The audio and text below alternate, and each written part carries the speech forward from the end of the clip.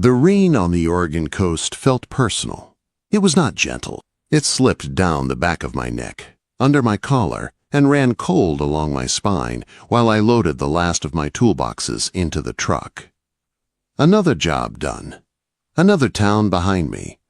That was my rule. Build the bones, get paid, move on before anyone expected more than a handshake and an invoice. I slammed the tailgate and the sound vanished into the wind blowing in from the Pacific.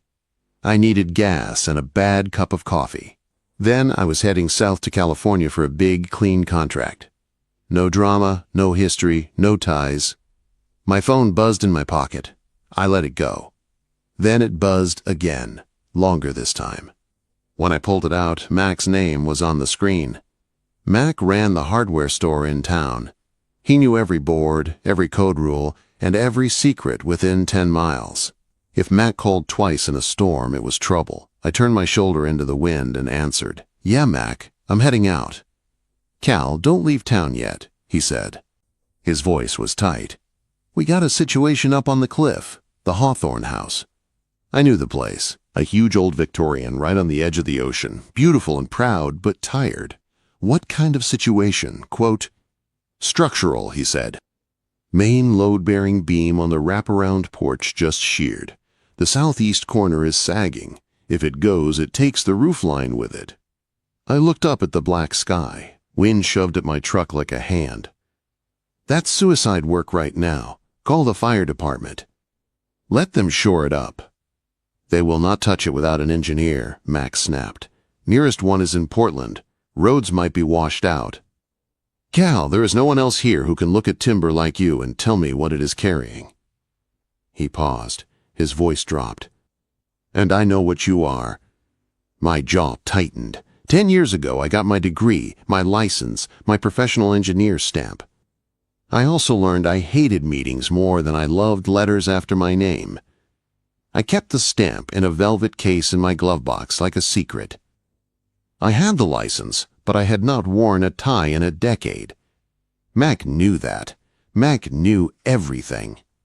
"There is a woman up there," he added. "Elena Hawthorne. She is alone. If that corner lets go, she loses the house. City will red tag it at first light. Thorne has been circling. You leave now. She is done." I did not rescue people. I worked jobs. I sent invoices. I drove away. That was my life. Clean, simple, empty. But Mac never asked for favors. "Send me the address," I said, already swinging into the driver's seat and turning the truck toward the cliffs. The driveway to the Hawthorne House was a twisting strip of mud between old cypress trees that bent and cracked in the wind. In my headlights, the house looked like a wounded animal crouched in the storm. The southeast corner of the porch had dropped a good foot. A big Douglas fir beam was split near the stone pier, fibers exposed and wet. A figure stood under the sagging corner, holding up a blue tarp that flapped and snapped in the wind. She was fighting a losing battle with the rain. I parked, grabbed my hard hat, and hauled my heaviest hydraulic jack from the truck. Mud sucked at my boots as I ran toward the veranda, my headlamp beam cutting through the storm. She turned when I got close. Even soaked, hair stuck to her cheeks, wearing an oversized oilskin coat, she still looked composed. Not fragile, not soft, solid, strong. Her eyes were wide with fear, but her back was straight. "Are you the guy Mac sent?" she shouted over the wind. "I'm Cal," I said. "You need to move. Now." I dropped the jack and took her elbow, guiding her back toward the main stairs. Her arm was rigid under the wet fabric. She was shaking, but she was not falling apart. "It made a sound like a gunshot," she said. Then it dropped. I knelt beside the fractured beam. Rot had eaten the core where the wood met the stone. The storm had just pushed it over the edge. The weight of a 3-story house was sitting on splinters and luck. "I need 6x6 cribbing and wedge packs," I said. "Now." "In the carriage house," she answered. "I'll get them." She did not argue. She ran. For 2 hours we fought the house. Wind tried to shove me toward the cliff. Rain ran down my sleeves and into my gloves. My fingers went numb. Elena did not watch from inside. She hauled cribbing, held the work light with shaking hands, and brought me what I needed before I asked. She did not complain once. When the jack finally seated under the cracked beam and I started pumping, the whole structure groaned as the load shifted. I drove Shims home with the sight of my hammer until the temporary shoring locked tight. Then everything went still. It held. I stepped back, chest rising and falling, water dripping from the brim of my hard hat. Elena stood a step behind me. Her shoulders shook from cold, her lips pale, her hair a wet mess. "It's stable," I said, "for tonight." She stared at the beam, then at the shoring. I watched her body soften just a little, like it finally accepted what her mind did not want to trust. The tarp slipped from her hand and slapped against the rail. Her arms dropped to her sides.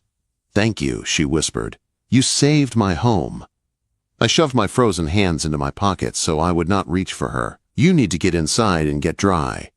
"You too," she said. "You cannot drive down that hill like this." I wanted to say no. I wanted a cheap motel and a locked door, like always. No ties, no names. But the driveway was a muddy slide, and I was shivering so hard my teeth hurt. "All right," I said. Inside, the Hawthorne house smelled like beeswax, old paper, and damp plaster.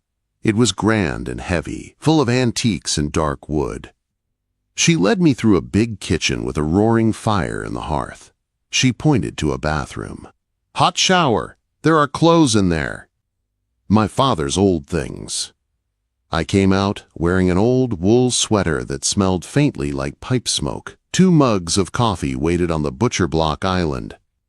Elena sat on a stool, drier now, hair twisted up, hands folded around her cup. Her eyes were on me like she was measuring risk. The silence between us had weight. I picked up the coffee, took a slow sip, and stared into it like it was a blueprint. "I do not know how to pay you for tonight," she said. "I will pay you. I just do not have emergency rate money." Mac put the materials on his account. "Don't worry about tonight's labor," I said. Her spine straightened. "I'm not looking for charity, Mr. Calloway." "It's just Cal," I said. "And it's not charity. It's triage. The house was bleeding. I stopped it." She let out a short breath that was almost a laugh. "This house is bleeding out everywhere. That beam is just the beginning, isn't it?" Quote. "Probably," I said. "You need a full structural survey and a retrofit.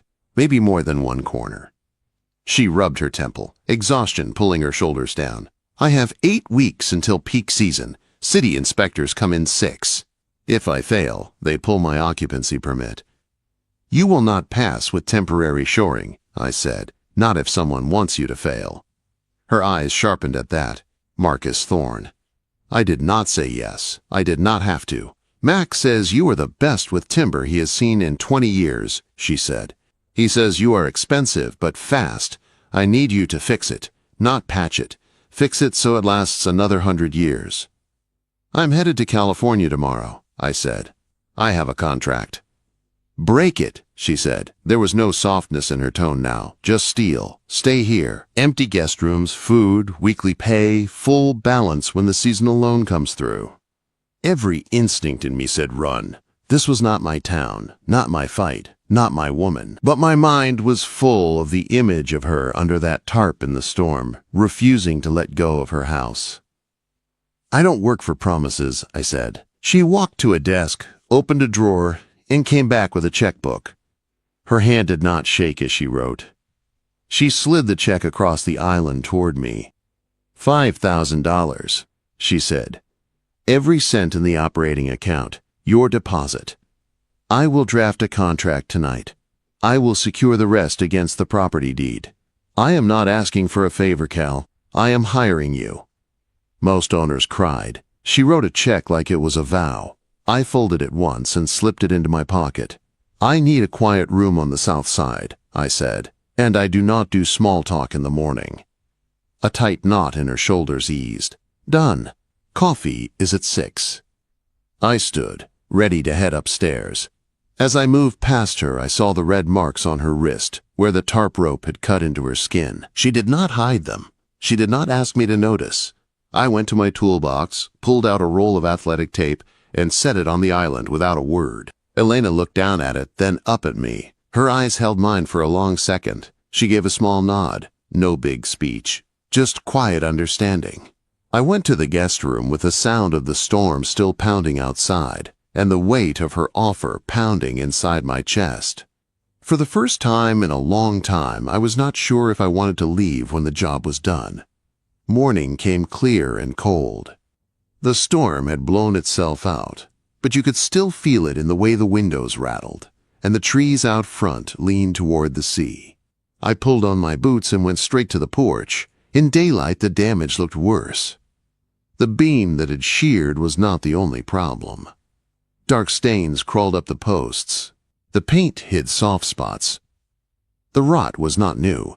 It was years of slow neglect and quick patch jobs. I ran my hand along a column, feeling for hollow spots. I measured, crawled, checked every connection. The porch was not just weak. The load path through the house was wrong. Weight was going where it should not go. That meant that if the wind hit just right, the whole roof could twist. My brain flipped into a mode I had not used in a long time. I wrote numbers on my glove. I traced load paths in my head. I saw not just wood, but force. Inside, the kitchen smelled like coffee and toast. Elena stood at the stove in jeans and a sweater, hair pulled back, moving like she had already been up for hours.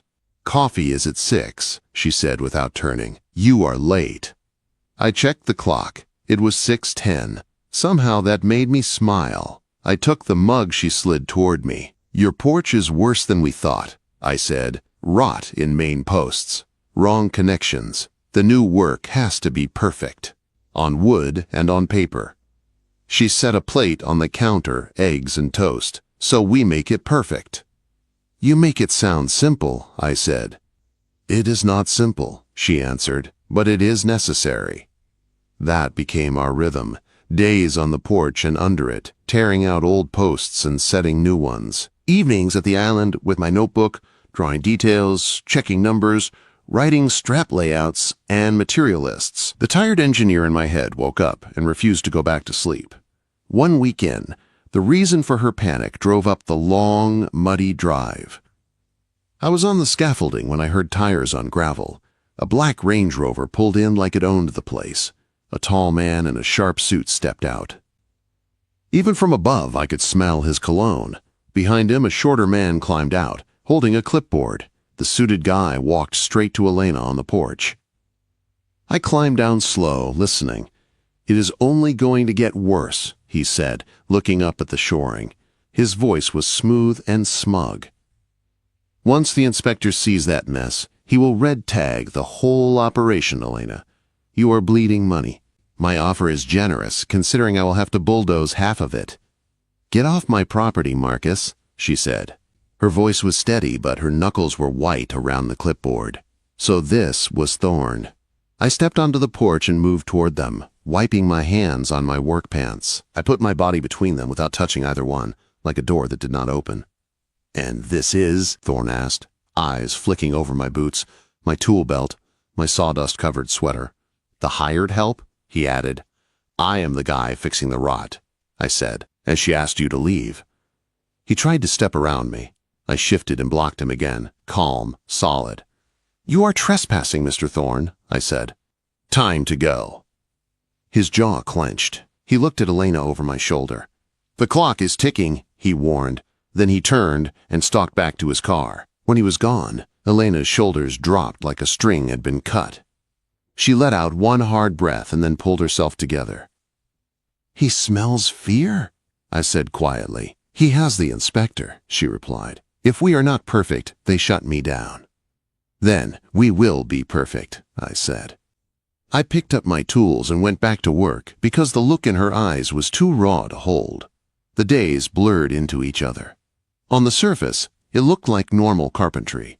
But under that, it was a chess game. Every morning, before I touched a tool, I went over the numbers again. Every piece of wood had to make sense. Every strap, every bolt, every joint had to tell a clean story if someone in an office wanted to argue. One night, while I drew a strap layout by the fire, Elena watched from across the island. "Why so much paper?" she asked. "Most guys just build." "If Thorne wants you shut down, he will not hit the wood first," I said. "He will hit the story. He will say the work is unsafe, unpermitted, reckless. The inspector will listen if he only hears your fear and not our facts." "And the inspector?" she asked. "Henderson will not help us."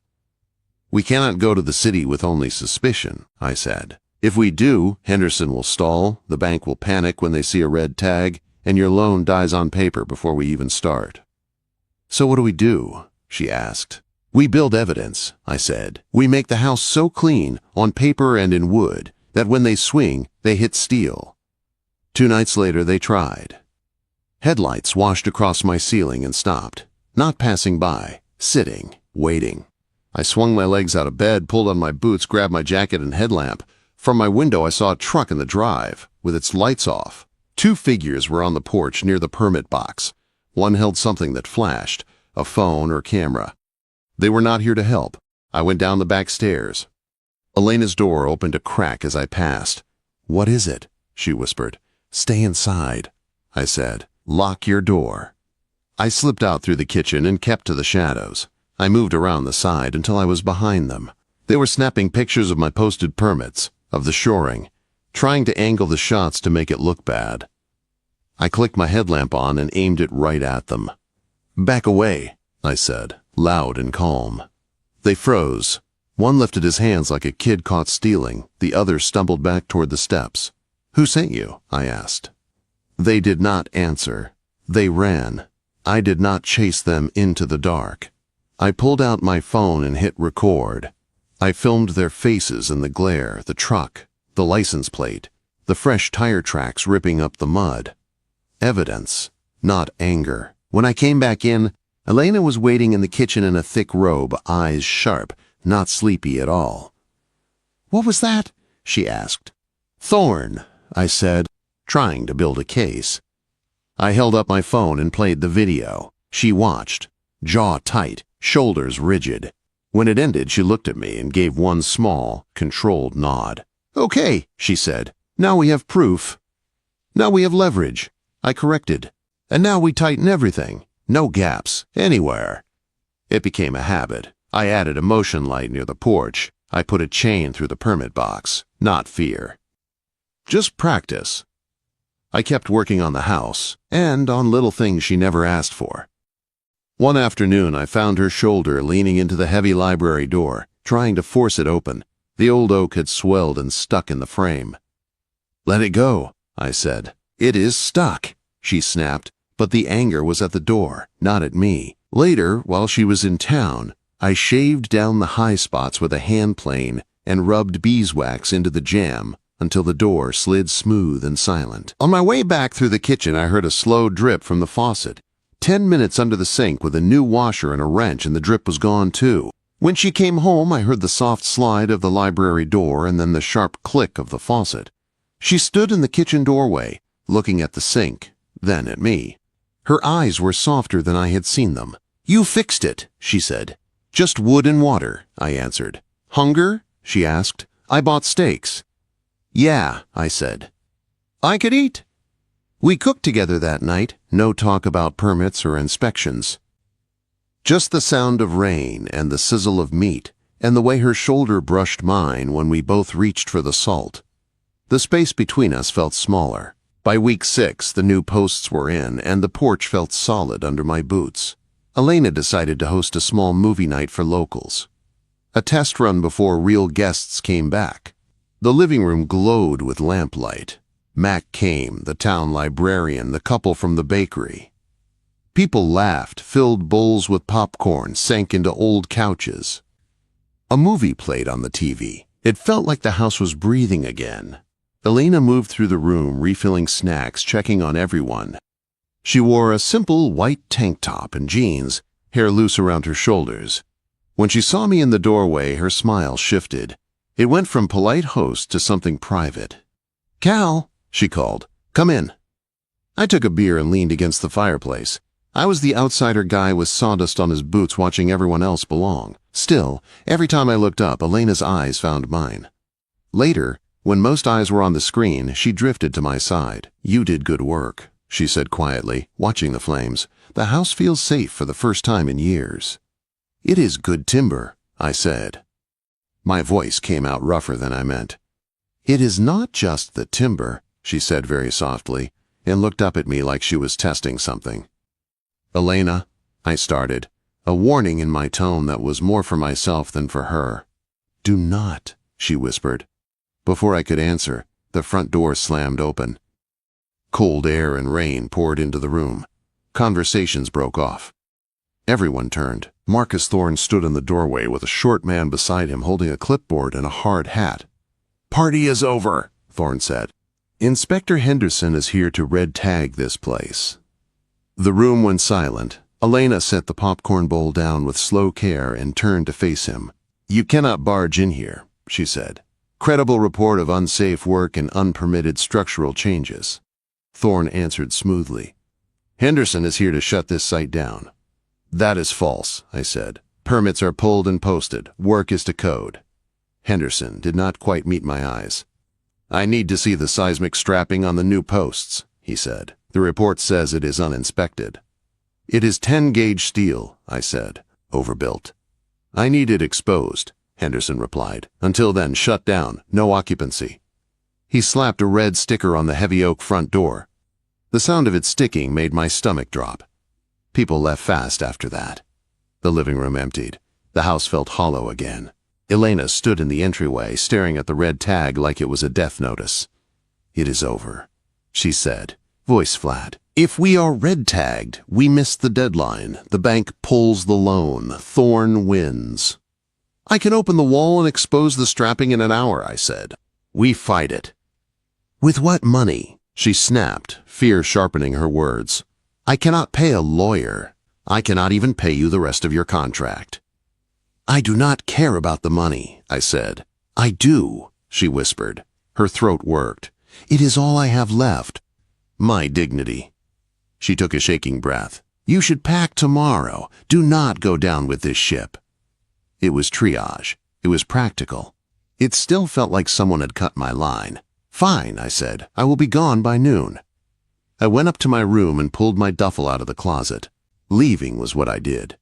But as I folded my clothes, the house creaked around me, tired but still standing, and my chest felt tight like the storm had moved inside. I woke up to the sound of wood screaming. It was not normal settling. It was a deep tearing noise that ran through the floorboards and straight up my spine. For 1 second I thought I was dreaming. Then the house shook hard enough that a picture frame slid off the dresser and hit the floor.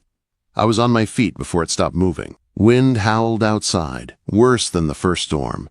Rain pounded the windows like fists. But the sound that scared me most came again. A long, ugly crack from somewhere on the west side. Not my work. My work was on the south and east corners. This was coming from an old part of the house we had not touched. I grabbed my boots, yanked them on without socks, and threw on my jacket. When I pulled open my door, Elena was already in the hallway. Her robe was tied tight, hair loose, flashlight in her hand. Her face was pale, but she was moving fast. "The library," she gasped. "The West Wing." We ran down the stairs together. The air felt wrong, heavy with dust. The big oak library doors I had fixed were bowed inward. Through the glass panes I could see chaos. Ceiling pieces falling, books tumbling, rain blasting in sideways. Then the main chimney stack on that side gave way. The impact shook the house like a hit. Stone and brick dropped through the roof. A section of the ceiling in the hall cracked. Plaster rained down. Elena slammed into the wall and lost her breath. "We have to get out," I shouted over the roar. "This hall is not safe." "The back stairs," she wheezed. "To the cellar. Concrete walls." I grabbed her hand and we ran. Plaster chunks hit the floor behind us. The kitchen lights flickered once and then went out. We moved by the thin beam of her flashlight and the flashes of lightning through the windows. In the kitchen, I felt another vibration under my feet. Old framing taking a load it was never meant to take. I pushed her toward the narrow stone steps down to the cellar. "Go," I said. "I am right behind you." We stumbled down, boots scraping stone. I pulled the heavy door shut behind us. The latch slammed into place. The storm sound muffled. The world shrank to the small circle of light from my headlamp and the soft glow of her flashlight. The cellar smelled like damp concrete and earth. Old shelves lined the walls, stacked with jars and boxes. A few crates sat near the center. Elena sank onto one, breathing hard, hands shaking. "It is gone," she whispered. "The library, my father's books, his desk, everything." "The main structure is holding," I said. I had to believe that. "The new posts, the new load path. That side was already a weak link. The storm just found it." "Does it matter?" she asked. Tears streaked down her face. Thorne was right. It is a ruin. I should have sold it and walked away. Watching her crack hurt more than the noise upstairs. "No," I said. "Thorne is a vulture. He wants you desperate. He does not get to be right." "This house is my legacy," she said, voice rough. "Without it, I am just a woman who kept a failing inn alive for 5 years and then lost it anyway." "A woman who hauled cribbing in a hurricane," I said. "A woman who held a tarp over a collapsing porch. A woman who stood up to a man with power and money and told him to get off her land." She looked up at me, eyes bright in the dim light. "Why do you care?" she asked. "You were leaving. You said you would be gone by noon. That is what you do, right? You build, and then you leave." I paced once across the small room, feeling the weight of what I had been carrying. The truth sat in my chest like another concrete block. "My license is still active," I said. She blinked. "What?" "My engineering license," I said. "Structural professional engineer. I keep the stamp in my glove box. It is the one thing people cannot argue with when you need a decision on paper." "You are an engineer," she said slowly. "I have the license," I said. "I just do not live like one." I hated the office. I hated sitting in meetings while someone else messed up the work in the field. So I walked. I started building with my own hands. No necktie, no title on a door, just jobs. I swallowed hard. The words kept coming. "I have spent 10 years building for other people and walking away," I said. "No roots, no legacy, just work that does not remember my name. When I got here I saw rot, and I wanted to run." Same as always. I looked at her, sitting on that crate in her worn robe, hair wild from sleep and fear, still holding herself upright. "Then I saw you under that tarp in the storm," I said, "refusing to let go of this place, even when it was trying to fall apart in your hands. And I thought, maybe this is the one worth staying for." Her breath caught. She rose slowly to her feet. The lantern light, my headlamp, caught the tear tracks on her cheeks, but her eyes were steady now. "You stayed for the house," she said, testing. I shook my head. "I stayed for you." Silence stretched between us. The storm pounded above us. The house moaned.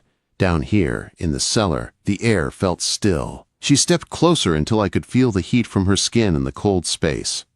Her voice dropped. "Do you want to stay here, Cal?" she asked. "Really stay? After the work is done. After the storms. When it is just us and guests and slow winters. Do you want this to be home?" Quote. My heart hammered so hard I could feel it under her gaze. I covered her hand where it rested on my chest. Her fingers curled into my sweater like she needed something solid to hold on to. "Only if I am not treated like a stranger in my own home," I said. Her lips parted. "Your home," she repeated, like the words themselves were fragile and sharp at the same time. "Yeah," I said. "If I stay, it is not as the guy passing through, not as the contractor who ghosts when the check clears. If I stay, it is because this is my place too, my work, my name on the drawings, my name in the story, with you." She closed the last space between us. The first kiss was not sweet or careful. It was desperate and honest, salt from her tears on my lips, dust on our skin, the faint taste of coffee and fear and something burning away. My hand slid to her waist, and she leaned into me like she had been holding herself upright alone for too long.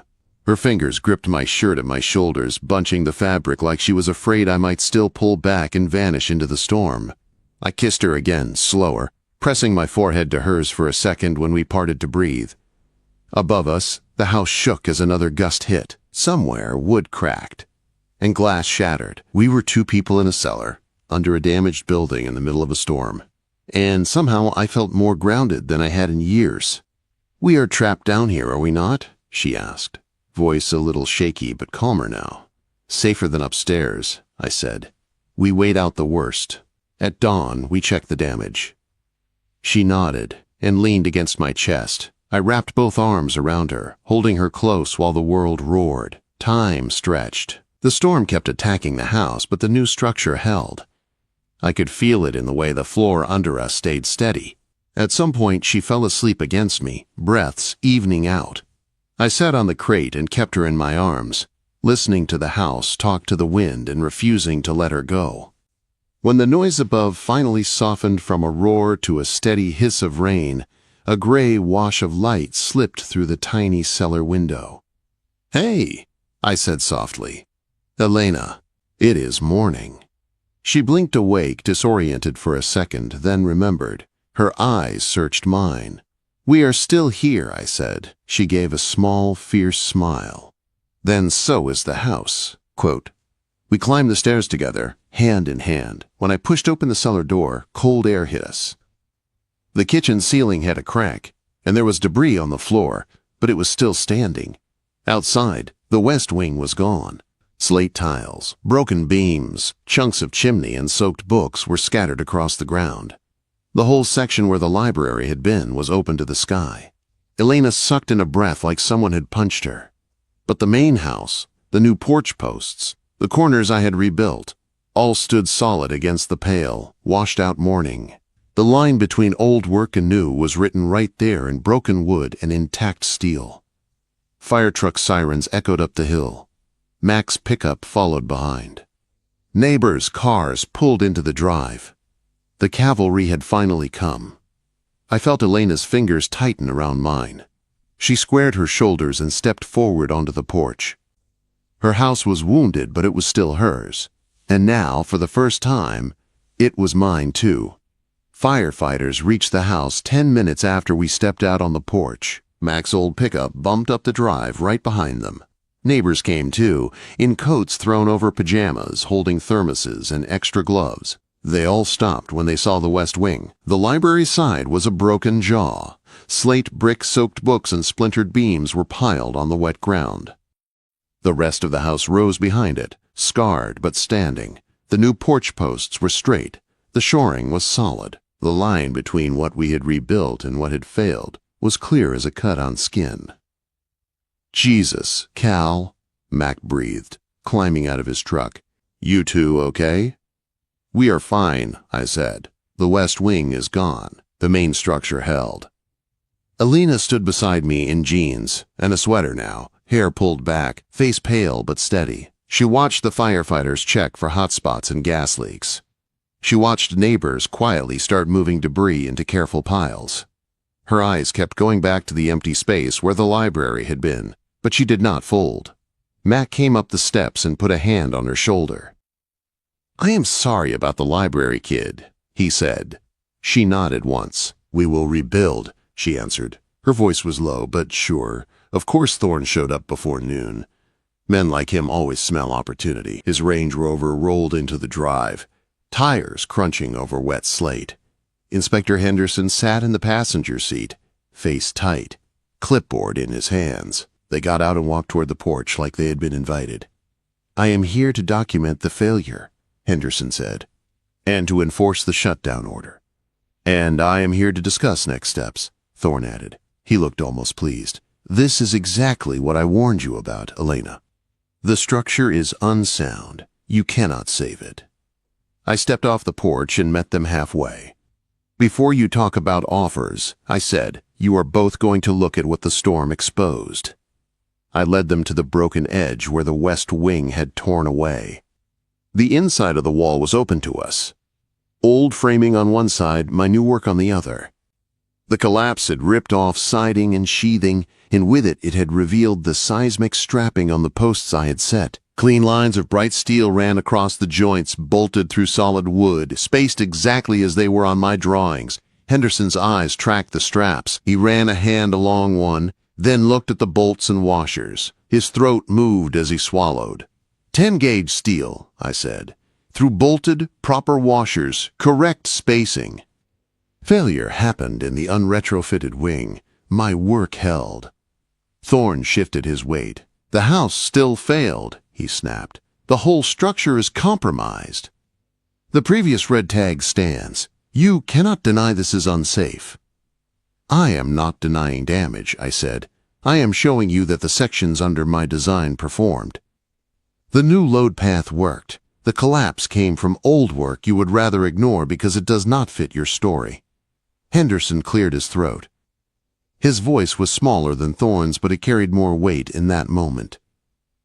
You are the contractor, he said, not the engineer of record. I still have questions about code compliance. I pulled my wallet out, took out a worn card, and handed it to him. Then I opened the drawing tube I had brought from the porch and slid out the rolled plans. The stamp in the corner was dark and clear. I am the contractor, I said, and I am also a licensed structural engineer. State of Oregon. Structural professional engineer. These are my drawings. I stamped them as engineer of record for the retrofit work you are looking at. Henderson stared at the card, then the stamp, then the house. The wind tugged at his jacket. If you want to argue code, I said, you argue with my stamp. The straps are installed exactly as detailed. The storm just proved the design. The new structure held under load. The failure is in the sections that have not been upgraded yet. Silence settled for a long beat. Even the neighbors seemed to be waiting. Then Henderson moved to the front door. He looked at the red tag stuck there, fingers hovering for a moment like he wanted an excuse to leave it. He peeled it off.